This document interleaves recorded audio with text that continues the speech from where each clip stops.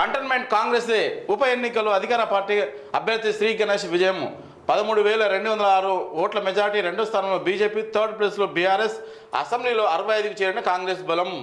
అయితే ఇది సిట్టింగ్ స్థానం, sitting last year BRS the sitting స్థానం పోయింది, ఆమె చనిపోతే పోయిందిగా. ఇది ఓట్లు సానుభూతి పరంగా. అయితే శ్రీ గణేష్ అన్న గురించి చెప్పాలి. శ్రీ గణేష్ ఇప్పుడు ఎమ్మెల్యేగా, కంటోన్మెంట్ ఎమ్మెల్యే శ్రీ గణేష్ అన్న ఏంటంటే మంచి సేవా దృక్పథం ఉన్నటువంటి వ్యక్తి, లోకల్ గా కొంచెం దూరం, కొంచెం ఇంకోటి ఏంటంటే క్యాండిడేట్ కూడా మంచి వ్యక్తి, పార్టీలను పక్కన పెడితే మంచి వ్యక్తి. రెండోది ఆయన గీతారెడ్డితో దగ్గర ఉండే, అప్పుడు గీతారెడ్డితో ఎవరు వైఎస్ఆర్ ఉన్నప్పుడు గీతారెడ్డితో ఉండే. తర్వాత మళ్ళా బీజేపీలోకి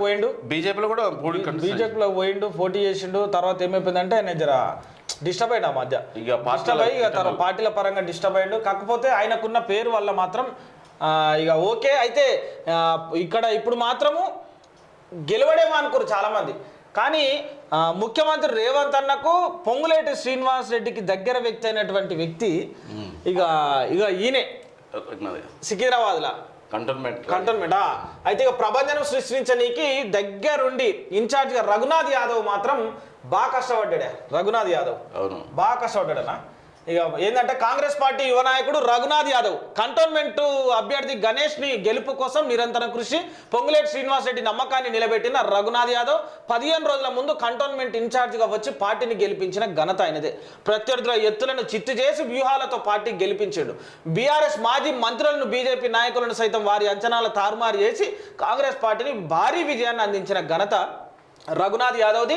సికింద్రాబాద్ కంటోన్మెంట్ బై ఎలక్షన్స్ ఇన్ఛార్జ్గా రఘునాథ్ యాదవ్ వచ్చిండన్న.